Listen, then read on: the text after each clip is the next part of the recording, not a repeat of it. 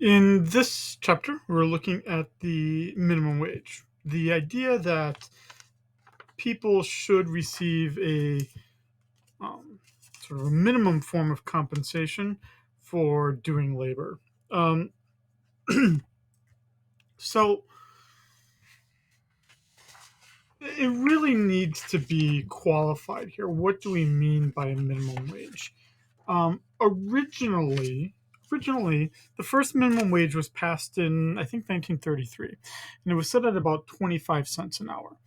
And it it was designed obviously in a different era when there would be just a single individual working, and that 25 cents an hour in real terms, let's just see here.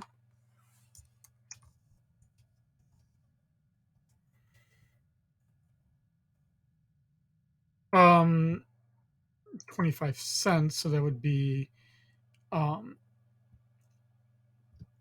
that would be yeah, about $5. um about the equivalent of about $5 an hour. Now, um needs were different, things were different. So the minimum wage right now, as organized across states, is um, it's really up to the states. Now, what the minimum wage legislation basically says is, um, as long as you're not working for like your parents, you're not working at a family business, you have to be paid a certain minimum amount per month based on the hours you work. Um, and essentially, right, if we wanted to understand that in economic terms, so remember here, you, the worker, are the supplier of the labor. The company, the firm, is the demander of the labor. And the idea is that we may, as a society, not be happy with what that equilibrium wage would be.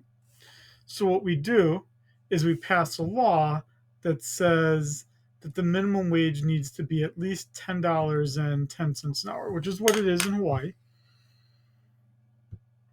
In terms of what is the actual equilibrium, we don't really know because the market's not allowed to exist at equilibrium.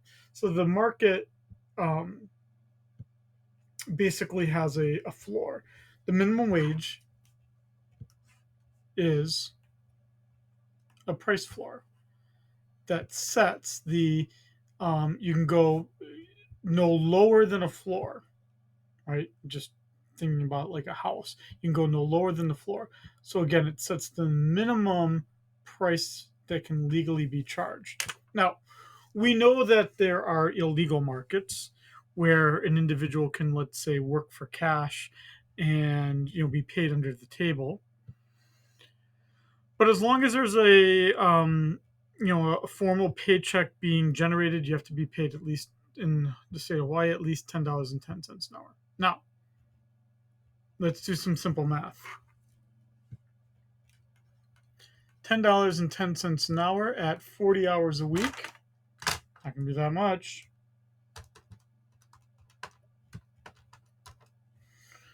That's gonna be $404 a week.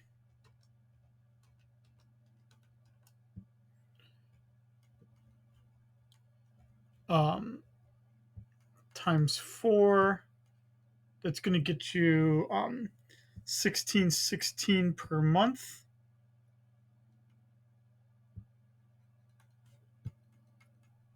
Times 12 months. That's going to be $19,392. Now, I can guarantee you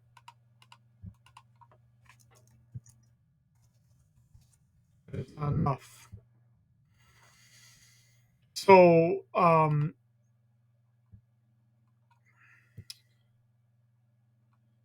right, let's see here for Hawaii. Those are the 48. Here we go. So, I guess if you are just one person, you'll be good to go.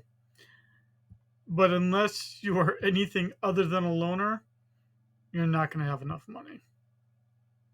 And even then, the poverty level is horrible level to set your standards at. If you are at poverty level, $15,630 a month or a year, you would qualify for every form of public assistance out there. Everything from if you have children, so you would qualify for WIC, Women with Infant and Children. You'd qualify for Section 8. You'd qualify for food stamps. You'd qualify for Medicaid. And even after qualifying for all of those things and earning your, in this case, your, let's say $19,000, which puts you below, above 100%. Well, you'd be below 100% once you have someone else in your family. Um, you will um, barely make by month to month. So the minimum wage, what I'm trying to say here is that the minimum wage is not designed to lift a person out of poverty. All that it does is it ensures that they are at poverty as long as they are by themselves. As we can see here with the math, that's where you're at. Now, let's look at this from across the USA.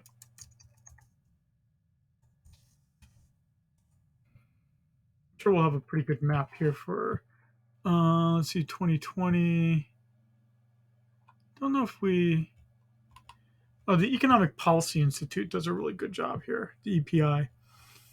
So,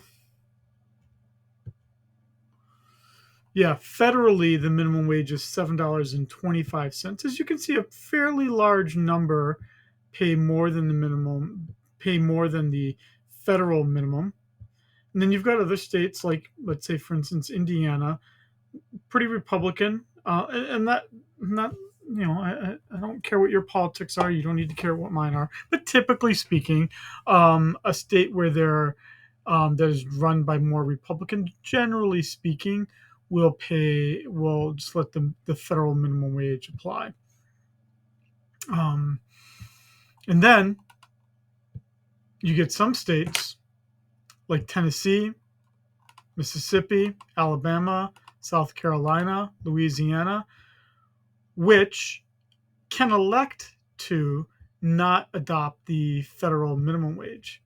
So they are Republican enough, or put it another way, a little bit nicer, business friendly enough that they don't even have workers be paid the federal minimum wage. Now, remember this, the minimum wage is just the lowest level, but you would actually be pretty hard pressed among major employers to find someone paying the minimum wage. Even what used to be your classic employers at the minimum wage, like a McDonald's, a Taco Bell, a Walmart, even they are not paying the minimum wage anymore. You pretty much, for minimum wage jobs now, you're looking at smaller family owned stores, um, retail, food, beverage stores. Now, tips do play kind of a role in complicating this. Do the tips count as part of it or not? Here in Hawaii, what we see is that tips are counted in addition to the base wage that's paid, so that even with tips, your wage has to equal $10.10 an hour. Now, um, we can see that we don't by any means have the highest minimum wage. We've got California where it's at $15 an hour. Washington State, 14.49. Massachusetts going to be another one, 14.25 an hour. New York even 13.20. So Hawaii, at least for its cost of living, is pretty low. So DC would have the highest, $15.20 an hour. Now, the goal in Hawaii right now, with the state legislature, is that they're actually thinking right now of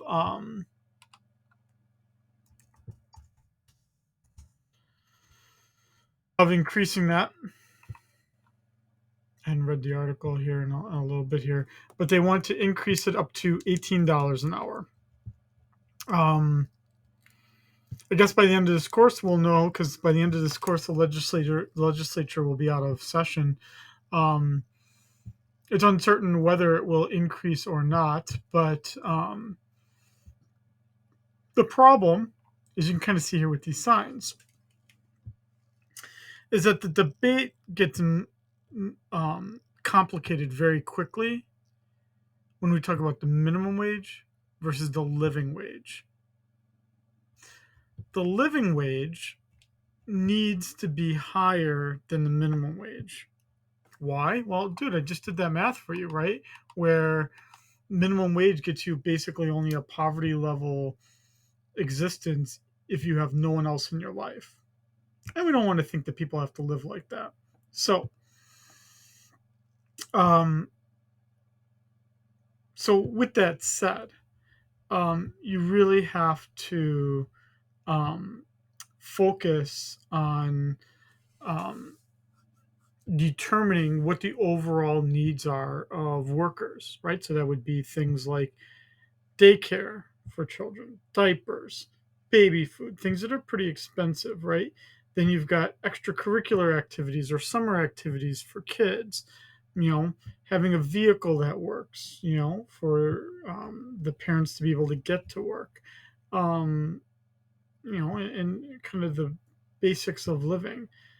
The living wage, yeah, $18 an hour. What would that get us? Um, let's see.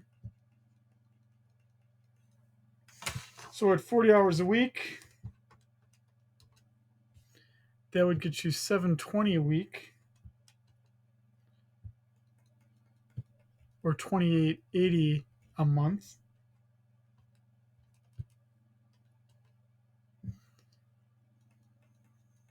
or 34,560 a year. That's about what a starting off DOE teacher makes in Hawaii. A little bit more, but that's about it. So that's saying, one, how little we value public school teachers, but two, um, I'm not even sure if that's even enough for a living wage. You'd almost have to hold two of those kinds of jobs to really kind of make a go at it in Hawaii, which is probably part of the reason, the major reason why a lot of people leave Hawaii. So that highlights here why is this topic so important. Um, Even with the minimum wage, it's actually enough to keep at least a single individual out of poverty. The living wage would be enough to keep the entire family out of poverty, but not much more than that. But addressing this is so important, right? And it's also quite complicated. Um, I mean, I've worked a minimum wage job. I'm sure many of you have, at least when you're starting off. It's kind of the way it goes. Um, I my first minimum wage job, it's almost like we could write a narrative just about our minimum wage jobs. My first minimum wage job was in Wisconsin, where I grew up, and I worked for the state of Wisconsin.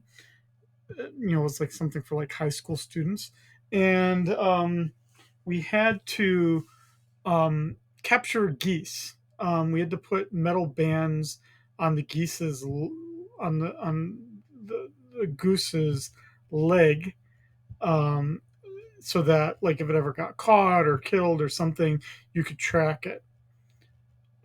Capturing geese really sucks. The goose is scared. The goose, you know, um, poops on you because it's so scared. It like will try to bite you. It's a horrible, horrible job, and yet I got paid for 25 an hour, which was the minimum wage at the time. Good thing I lived at home. Um, Good thing I didn't have kids, or I was just a teenager. And for that, a minimum wage is fine. Let's not get lost in the fact of who receives the minimum wage? Unfortunately, it's not just teenagers. So we can't just dismiss this debate and just say, it doesn't apply to most people because, right, we already, as Scheiding just said, McDonald's and Walmart, they all pay more than the minimum wage. Yeah, that's true now in today's tighter labor market. But what happens when there's a lot of unemployment? The employers could certainly not adjust their wage. Um, and you can go rather long periods of time without an increase in the minimum wage. In fact, from the time that Clinton was in office all the way until Obama was in office, which was a span of 8 years, the minimum wage didn't go up once. In fact, let's look at a map here. I'm sure that the EPI will have something here.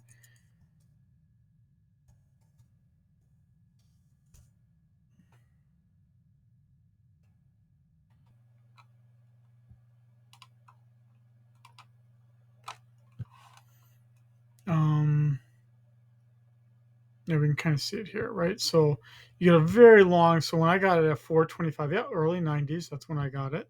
So then look at that. You have a long period of time from 1997 all the way until 2006. So towards the end of the Bush administration, where we're stuck at 515. Then during the Obama administration, you get to 725, which is where it's at today. So the last time it increased was when Obama first took office.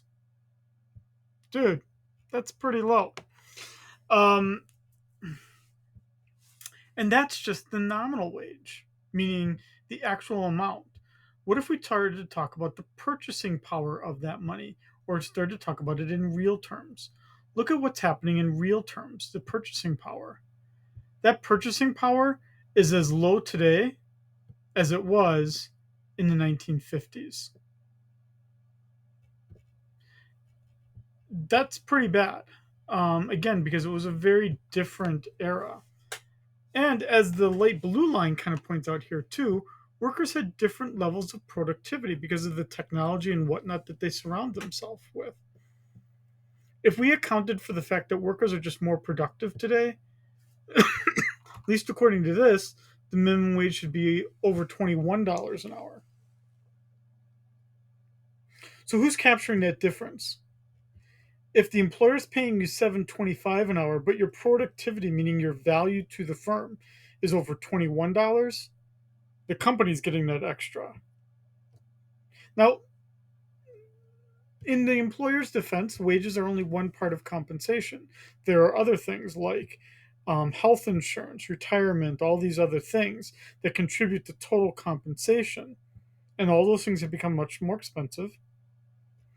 But we are, in some sense, blessed in Hawaii to have a much more generous healthcare system, as you learned in the previous lecture.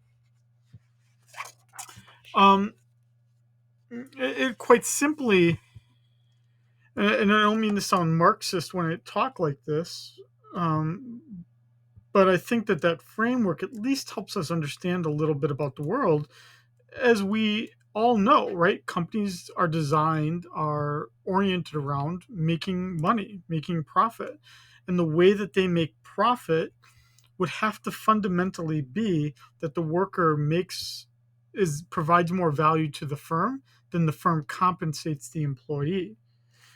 Um, right? Because at the end of the day, um,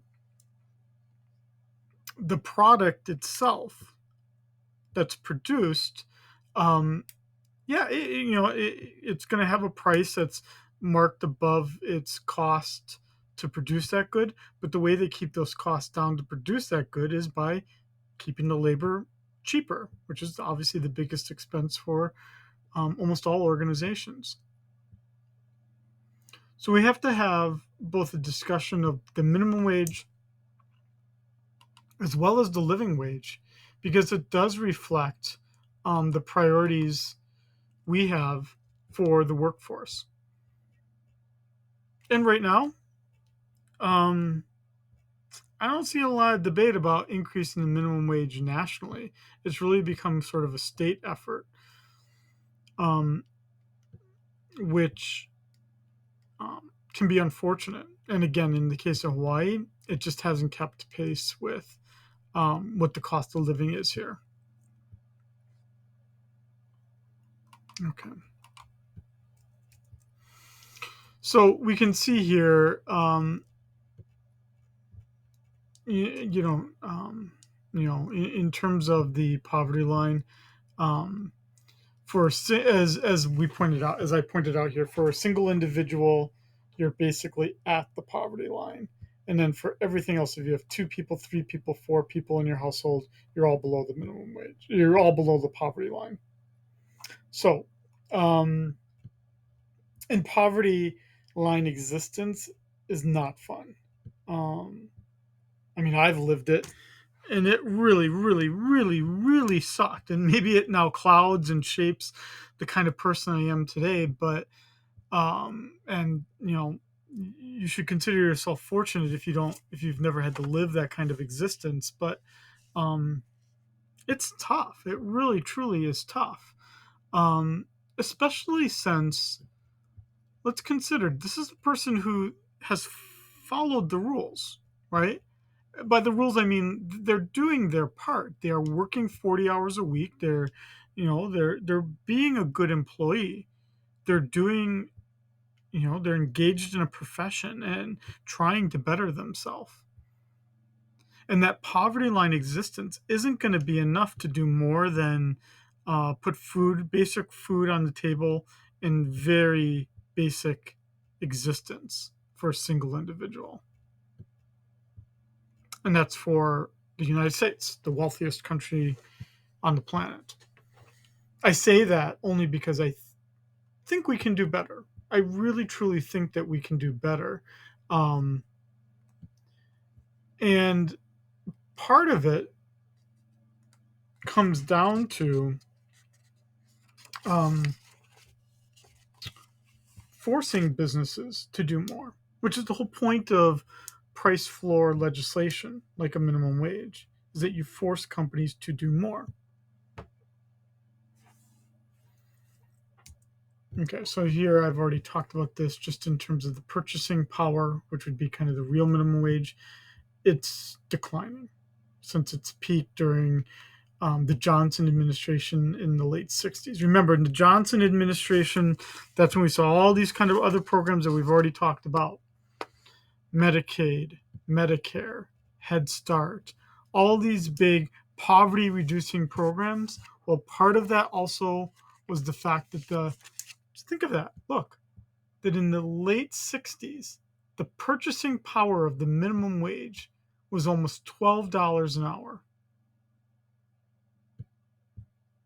And that today we are at less than 7.25 in terms of purchasing power, because the minimum wage has stayed constant, yet prices have increased. So it's 7.25 an hour. And let's just do that math just because we haven't done it yet. At 7.25 an hour,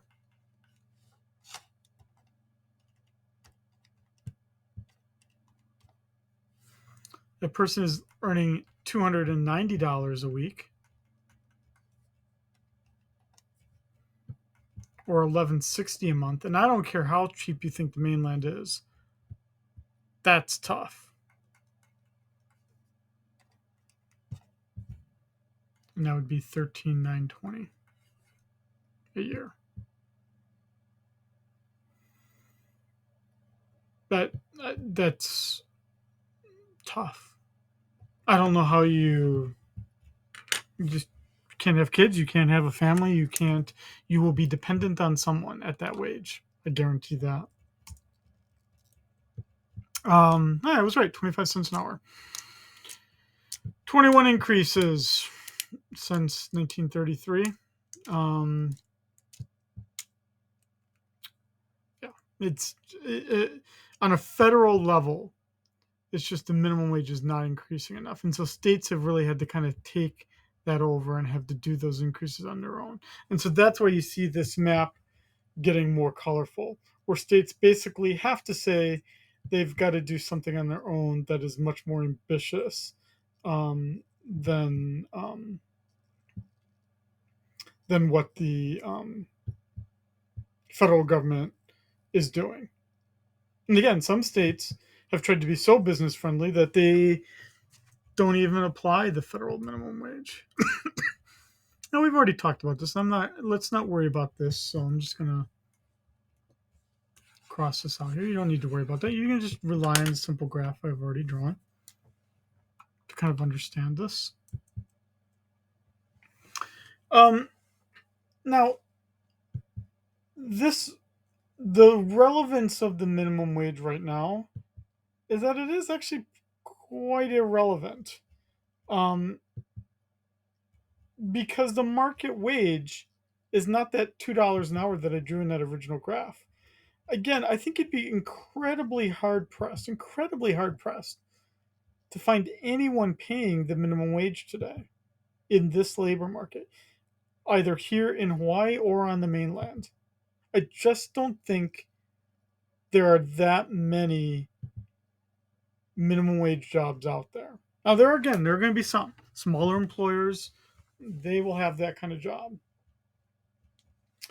But for the most part, the minimum wage is really not relevant. Most every employer, big employer, major employer, at least in Hawaii that I've seen, Starbucks, McDonald's, Target, Walmart, are all paying $15 an hour or more.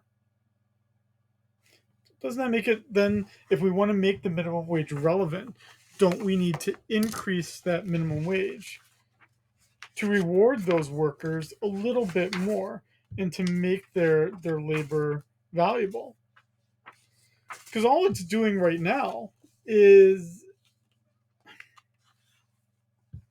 it's complicated because, you know, it is absolutely the case that outside of the military, Hawaii is driven by, um, the tourism industry. And part of that is the restaurants, hotel workers. Um, and while many hotel workers are unionized, um, there are those who are not. And we know that in restaurants, especially for things not on the floor, right? So, like dishwasher, things like that behind the counter, um, minimum wage with unsteady employment security.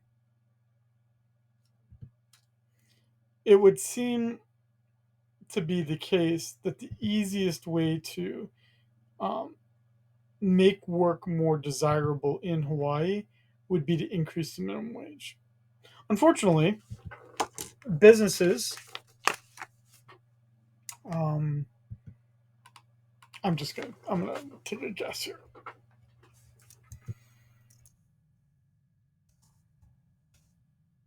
I'm gonna guess.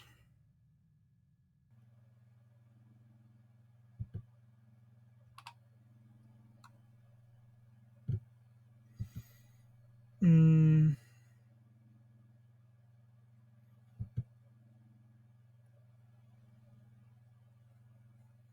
let's just see here.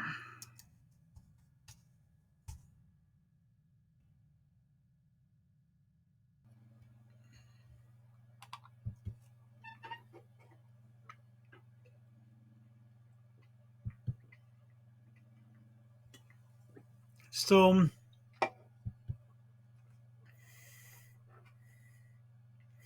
90 individuals or organizations opposed the measure. 50 testifiers offered comments that included business advocates wanting a smaller hike and worker advocates wanting a faster increase, more than the $18 an hour.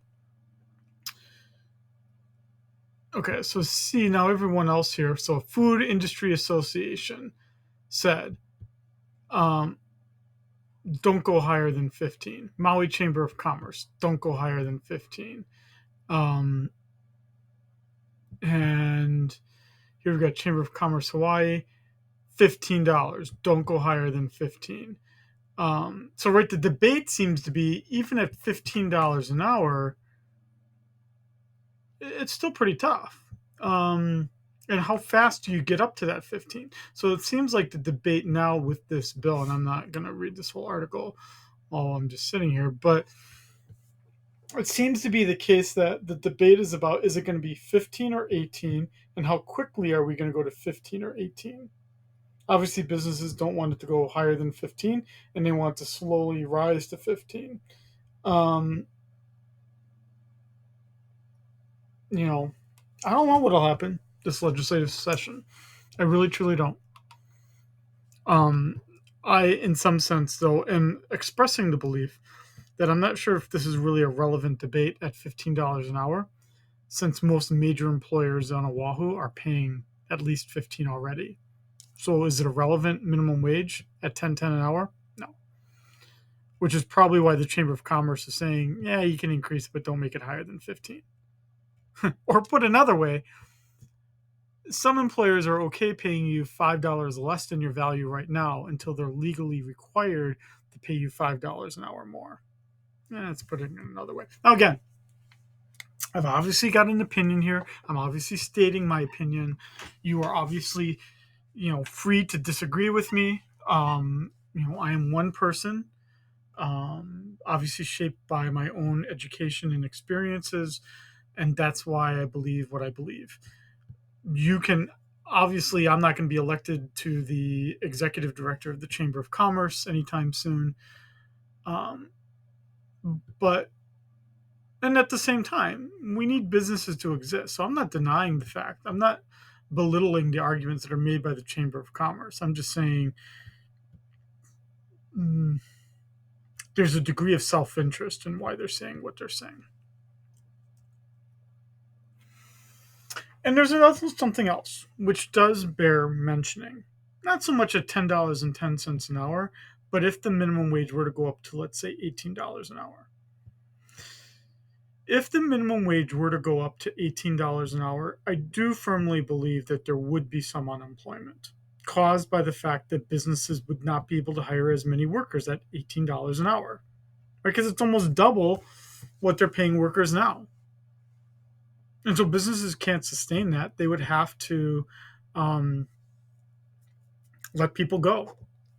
And so there's part of the debate too, right? Is it better to have people working but getting a really low wage, or is it better just to have no one working at all? I'm not really sure. Um, I'm not sure which one I would want. I mean, I've worked to get enough minimum wage jobs where I felt pretty disrespected. Um, but being without a job at all is also pretty bad. So I'm not sure which one I would want. Um, but that is something to keep in mind. Once you make the minimum wage relevant again in Hawaii and raise it above $15 an hour, which seems to be kind of the relevancy point area, if you were to raise it to $18 an hour, there will be some unemployment. So I don't want to dismiss that argument that the Chamber of Commerce could legitimately make against raising it higher than that. And you will have teenagers. There'll be, teenagers are going to be the first ones to lose their job. Now, some of you may think, well, who cares? They're just teenagers. They live at home. But there's a lot of necessary life skills that are learned when you have your first job. I know I learned them, and kind of even the menial jobs that I had at minimum wage. It teaches you skills that your parents can't or won't teach you. Um, you don't want to just start off with your first job when you get out of college and you're expected to kind of know when to keep your mouth shut and whatnot. And right, that's kind of part of the reason of having a job, being there on time, all those kinds of things. Um, and even in Hawaii, we could say, well, do we need to raise wages for teenagers since they're living at home? Well, at the same time, they are workers and they are trying to make a go of things here in Hawaii, and many of them could be attending college at the same time. As a high school student, they could be contributing to their family's finances, right? If finances are quite tight. So, I don't think we should be age testing, saying if you have to be a certain age to get a certain minimum wage. Um, Everyone should get it. Now, you probably saw this in the article as we were kind of going, as I was kind of like running through this article. And I kind of didn't want to talk about it yet because I knew we would talk about it soon in the slides here. Um, I saw it. At least I thought I saw it. Here we go. Earned income tax credit. Um,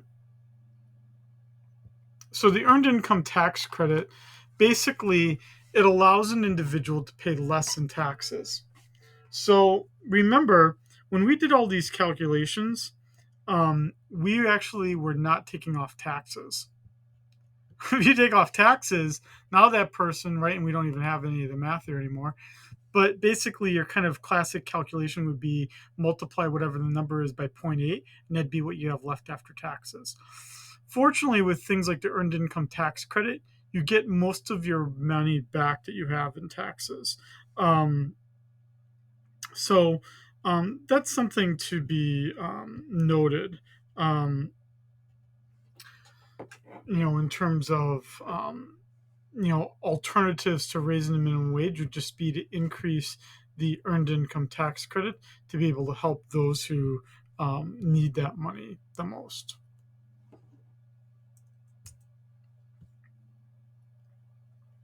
Um,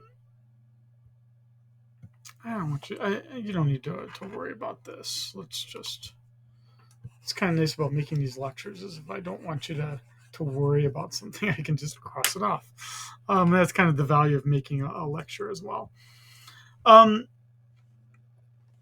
for the most part, in terms of what do economists believe, we are generally speaking against minimum wage. Um, for reasons other than what I've just expressed to you. Most of the reasons of why economists are against the minimum wage is that we're just against price controls in general. The free market should just be allowed to determine the minimum wage, the wage itself. Because here's the economist argument, and this I would believe in as well.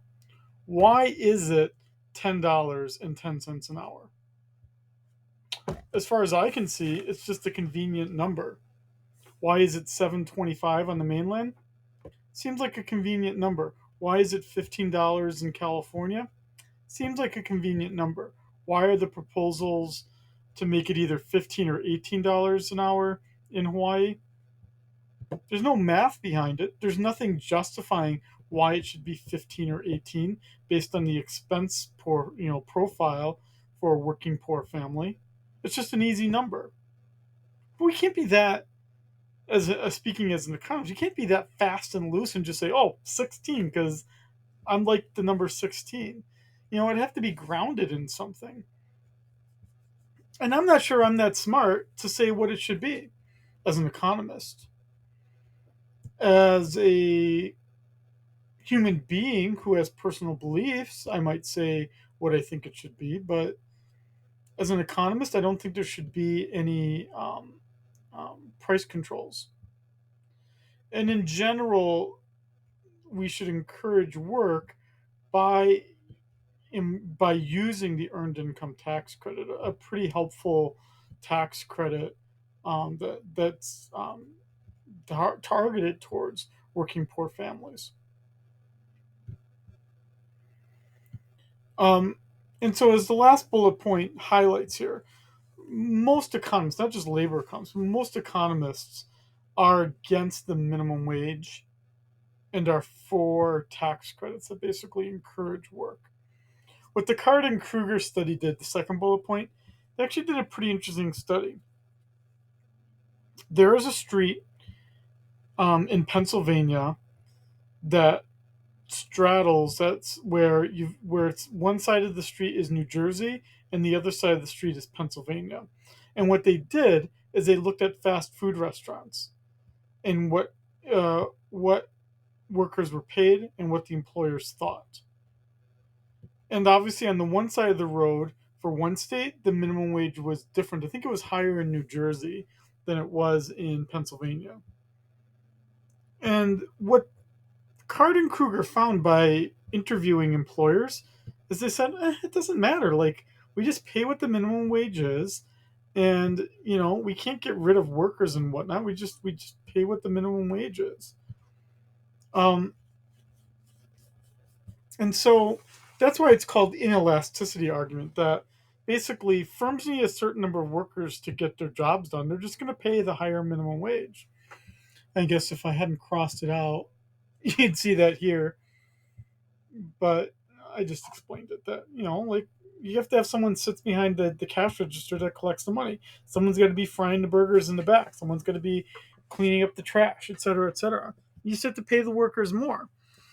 So it's not entirely certain that you'll lose employees when you raise the minimum wage. Okay. We don't need to worry about these two slides here. Um, that basically kind of concludes our discussion of the minimum wage. With really the basic thing I would say here in kind of conclusion is that it's a pretty poor mechanism, the minimum wage, for getting people out of poverty. Um, as a person who believes that our efforts should be oriented towards reducing poverty, the minimum wage is a really bad instrument to use to reduce that poverty. So I don't understand. I mean, I understand it, but I don't understand it. These people might have very good intentions, these people that are standing here, saying that poor people should have more. But I think they're under the mistaken belief that if people earned the living wage, that their lives would no longer be defined by poverty. And what I'm arguing is that it still would be. It'd be a little bit easier, but it still would be. That there's a bunch of other things we need to do than just increase someone's wage. Okay.